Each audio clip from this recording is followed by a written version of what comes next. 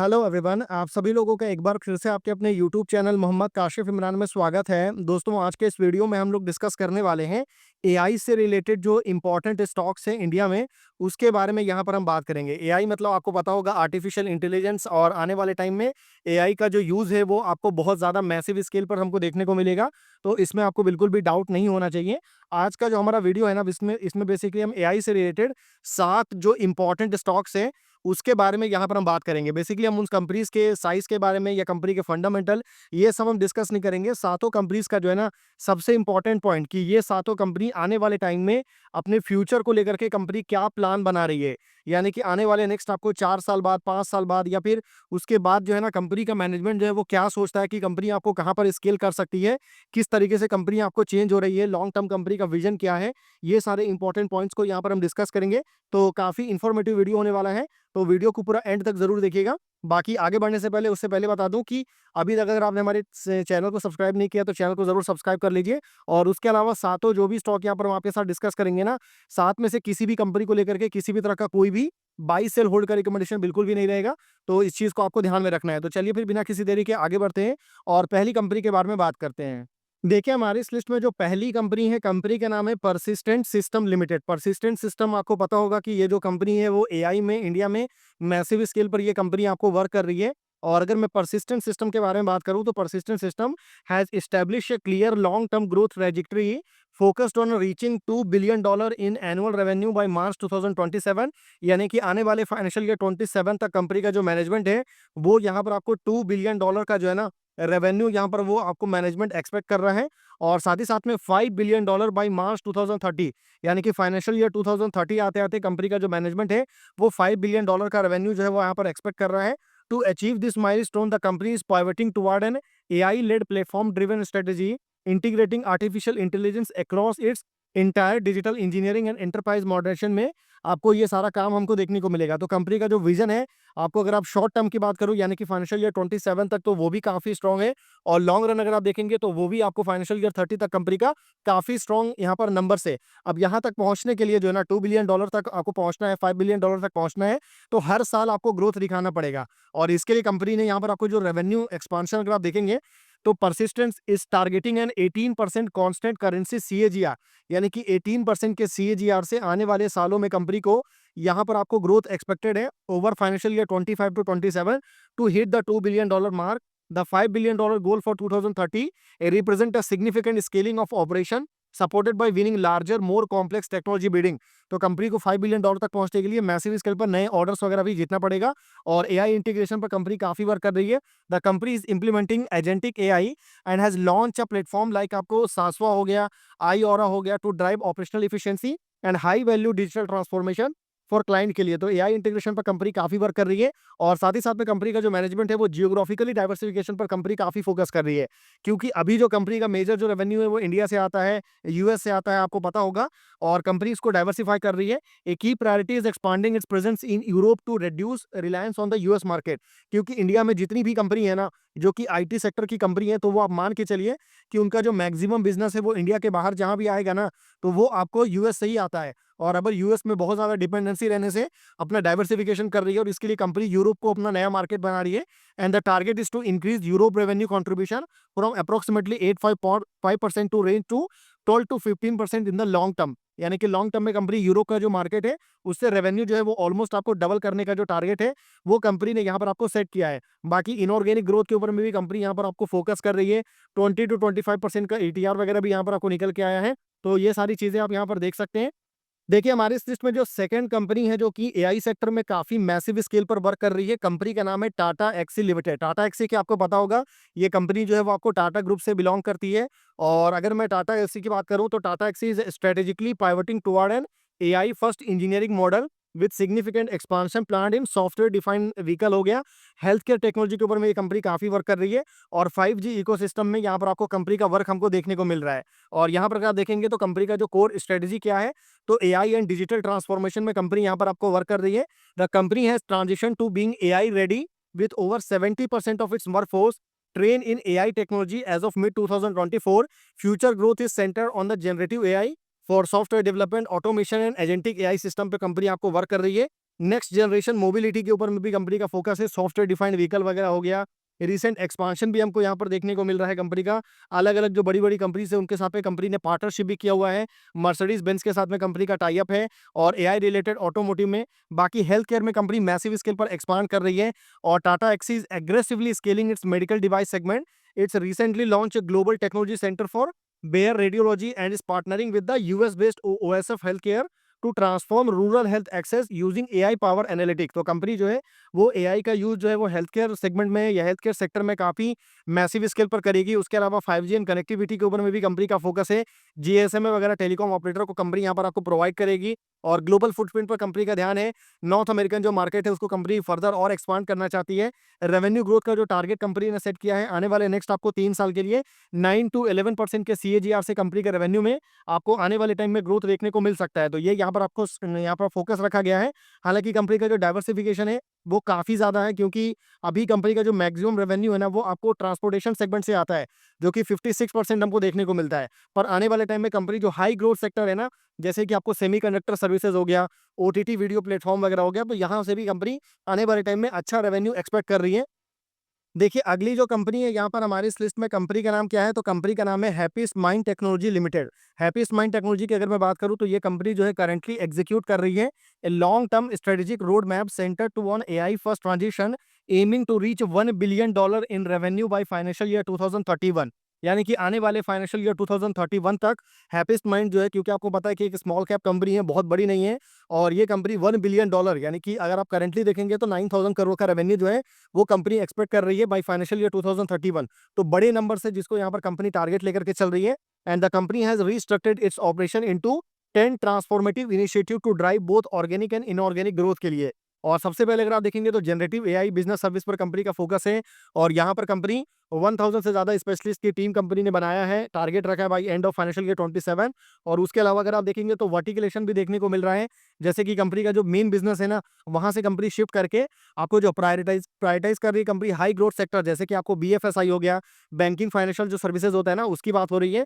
और उसके अलावा हेल्थ केयर सेक्टर हो गया, मैन्युफैक्चरिंग सेक्टर हो गया, रिटेल सेक्टर हो गया, यहाँ पर कंपनी काफी फोकस कर रही है। और उसके अलावा इंडिपेंडेंट आपको सेल्स को भी कंपनी ग्रो करने का टारगेट रखा है। रेवेन्यू ग्रोथ जैसे मैंने आपको बताया था कि आने वाले टाइम में कंपनी फाइनेंशियल ईयर 28 तक जो है ना यहाँ पर कमिटेड है कंपनी।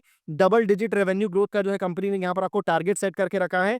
और प्रॉफिटेबिलिटी है, क्योंकि कंपनी के जो मार्जिन वगैरह है वो काफी स्ट्रॉग है, 20 to 22% का एबिटा मार्जिन है। और आने वाले टाइम में कंपनी इसको बढ़ाने के लिए भी यहाँ पर आपको वर्क कर रही है।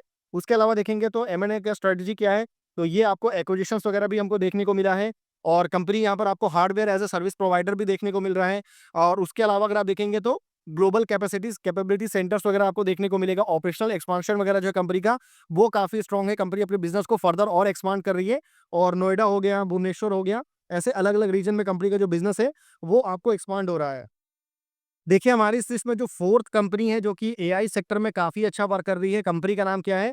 तो कंपनी का नाम है Zensar technology limited. Zensar technology is currently executing a multi year growth strategy focus on evolving into a AI native organisation and expanding its global delivery capability.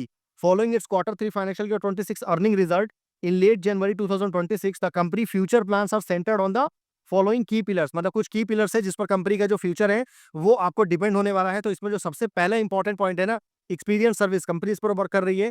Advance engineering services वगैरह आपको देखने को मिलेगा। कंपनी का जो मैनेजमेंट है वो फोकस कर रहा है on modern software engineering and product life cycle के ऊपर में। डेटा इंजीनियरिंग एंड एनालिटिक्स के ऊपर में कंपनी का काफी फोकस है। एप्लीकेशन सर्विसेज आपको देखने को मिलेगा, मॉडर्नाइज कर रही है कंपनी लेगेसी सिस्टम को एंड कॉम्प्रिहेंसिव एप्लीकेशन मैनेजमेंट आपको देखने को मिलेगा।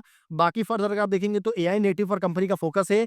एआई इन्फ्लुएंस पाइपलाइन अगर आप देखेंगे तो अप्रोक्सीमेटली जो 20% ऑफ करंट ऑर्डर बुक है ना कंपनी का, वो आपको एआई से रिलेटेड ही देखने को मिल रहा है। तो Zensar is a aggressively pivoting toward an AI first approach और टैलेंट अब स्किल के ऊपर में कंपनी फोकस कर रही है। यानी कि जो भी वर्कफोर्स है कंपनी का, जो भी आपको यहाँ पर कंपनी में जो काम करने वाले एम्प्लॉयज होते हैं ना, उनको एआई से रिलेटेड अप स्किल करने के ऊपर में कंपनी फोकस कर रही है। और एक सेपरेट प्लेटफॉर्म कंपनी ने बनाया है जेन लर्न करके, और उसके थ्रू कंपनी अपने एम्प्लॉयड को यहाँ पर आपको अप स्किल कर रही है। इनोवेशन सेंटर्स वगैरह कंपनी ने यहाँ पर आपको बनाया है। न्यू डिलीवरी सेंटर आपको आपको कैरोलिना में देखने को मिलेगा, यूएसए में। और उसके अलावा अगर आप देखेंगे तो जियोग्राफिकली मार्केट भी एक्सपांड कर रही है कंपनी। सबसे अच्छी बात है जेंसर के केस में कि ग्लोबल डिलीवरी सेंटर कंपनी ने बनाया है। सबसे पहले हैवी इन्वेस्टमेंट जो है कंपनी का वो आपको साउथ अफ्रीका में देखने को मिल रहा है as a strategic hub for research education and software development for its emerging market. तो साउथ अफ्रीका एक बहुत बड़ा इमर्जिंग मार्केट है जिसको कंपनी यहाँ पर आपको टारगेट लेकर के चल रही है। और कुछ सब्सिडी के थ्रू जो है कंपनी ने रिसेंट टाइम में सब्सिडी वगैरह आपको कंपनी ने एक्सपांड किया था, और with the help of this subsidy company Brazilian market को भी यहाँ पर आपको टैकल कर रही है। With the help of Brazilian market company Latin America में अपने बिजनेस को और एक्सपांड कर सकती है, और कुछ एक्विजिशंस वगैरह भी हमको देखने को मिला है। तो इसको आप ध्यान में रखिएगा। और कंपनी का जो मैनेजमेंट है उसका मार्जिन को लेकर के जो गाइडेंस है ना, कि management has reiterated its commitment to maintaining mid teen margin guidance, यानी कि अराउंड आपको 15% का मार्जिन देखने को मिलेगा डिस्पाइट करंट रेवेन्यू हेडविंड इन सेक्टर्स लाइक आपको टीएमटी हो गया, टेक्नोलॉजी, मीडिया एंड टेलीकम्युनिकेशन में जो अभी सेक्टर में हेडविंड आया है, पर उसके बावजूद भी कंपनी जो है वो 15% का रेवेन्यू जो है आपको मार्जिन गाइडेंस जो है वो यहाँ पर आपको दिया गया है। ग्रोथ टारगेट अगर आप देखेंगे तो कंपनी 8.7% का ग्रोथ टारगेट यहाँ पर आपको सेट किया है over the next few year, आपको ये देखने को मिलेगा। और उसके अलावा सस्टेनेबिलिटी है, 25% रिडक्शन जो है कंपनी ने कार्बन फुटप्रिंट में किया है, और 100% रिन्यूएबल एनर्जी के लिए कंपनी यहाँ पर आपको कमिटेड है। देखिए अगली जो कंपनी है यहाँ पर हमारी इस लिस्ट में, कंपनी का नाम क्या है, तो कंपनी का नाम है Cyient limited. Cyient limited is executing a turn around strategy that position financial year 26 as a year of stabilization with plan to return the consistent high single digit और double digit revenue growth in financial year 27। यानी कि अभी तक आपको पता होगा कि ये जो कंपनी है वो आपको टर्न अराउंड यहाँ पर आपको देखने को मिल रहा है। टर्न अराउंड नॉर्मली वैसी कंपनी को बोलते हैं जब कंपनी पास में आपको लॉस मेकिंग रहती हो, और लॉस से जब कंपनी निकल करके आपको प्रॉफिट में आती है ना, तो हम उसको टर्न अराउंड कंपनी बोलते हैं। और कंपनी अभी टर्न अराउंड स्ट्रेटेजी के ऊपर में ही वर्क कर रही है, और इसके लिए कंपनी के लिए जो फाइनेंशियल ईयर 26 था वहां पर हमको स्टेबलाइजेशन देखने को मिला, यानी कि एक तरीके से कंपनी के नंबर्स में आपको ठहराव आया, और वापस से कंपनी जो है ना फाइनेंशियल ईयर 27 में एक अच्छा सिंगल डिजिट और डबल डिजिट रेवेन्यू ग्रोथ जो है वो आपको एक्सपेक्ट कर रही है। And A core part of this future road map is a fundamental shift from being a legacy engineering service provider to a high stake semiconductor player with a strategic goal to double its semiconductor business by financial year 27। Company आने वाले financial year 27 तक अपना जो business है semiconductor में वो आपको double करने वाली है, तो यहाँ से अच्छे रेवेन्यू जो है वो आपको जनरेट होगा। तो इसको आप यहाँ पर ध्यान में रख सकते हैं। और सेमीकंडक्टर डोमिनेंस आपको देखने को मिलेगा। कंपनी ने बोला है कि the company launch dedicated semiconductor subsidiary to drive next generation innovation in analog mixed signal and digital domain. It aim for the semiconductor business to achieve EBITDA neutrality in financial year 27। यानी कि आने वाले साल में company semiconductor पर काफी ज्यादा focus करने वाली है, और कंपनी ने कुछ एक्विजिशंस भी किया हुआ है। अगर आप देखेंगे Cyient is pursuing inorganic growth notably through a definitive agreement to acquire a majority stake in the kinetic technology, जिसमें अप्रोक्सीमेटली आपको 900 करोड़ का जो है ना एक्विजिशंस आपको देखने को मिला है। तो टारगेट मार्केट जो है आपको ईपीएस है, और उसके अलावा देखेंगे तो डाइवर्सिफाइड पोर्टफोलियो है, डिजिटल इंजीनियरिंग का, टेक्नोलॉजी का, डिजाइन लेड मैन्युफैक्चरिंग वगैरह देखने को मिलेगा। की ग्रोथ सेक्टर अगर आप देखेंगे कंपनी का जो मैनेजमेंट जहां पर आपको फोकस कर रहा है, तो ये तो आपको सेमीकंडक्टर तो है ही, उसके साथ साथ आपको इलेक्ट्रिक व्हीकल हो गया, मेडिकल टेक्नोलॉजी हो गया, सस्टेनेबिलिटी हो गया, यहाँ पर कंपनी का फोकस है। और नंबर्स वगैरह देखेंगे तो कंपनी के मैनेजमेंट ने जो बोला है ना कि रेवेन्यू एंड मार्जिन का जो टारगेट दिया गया है, कि एनालिस्ट फोरकास्ट कर रहे हैं कि एनुअल रेवेन्यू ग्रोथ जो है कंपनी का वो अप्रोक्सीमेटली 11% हो सकता है, एंड अर्निंग ग्रोथ जो है वो आपको अप्रोक्सीमेटली 20% रहेगा। The company aim to reach medium term EBITDA margin around 15% through cost optimisation and operating leverages. बाकी ऑर्डर बैकलॉग देखेंगे तो कंपनी के ऑर्डर बैकलॉग काफी स्ट्रॉन्ग है। आपको यहाँ पर 2300 करोड़ से ज्यादा के ऑर्डर कंपनी के पास में भी मौजूद है, और ये long term strong long term आपको यहाँ पर विजिबिलिटी जो है ना वो आपको देखने को मिलेगा। तो ये एक अच्छी बात है। ग्लोबल फुटप्रिंट है, कंपनी फर्दर अपने बिजनेस को एक्सपांड कर रही है। लिस्बन लिस्बन कहाँ पर है, तो ये आपको पोर्चुगल का कैपिटल है।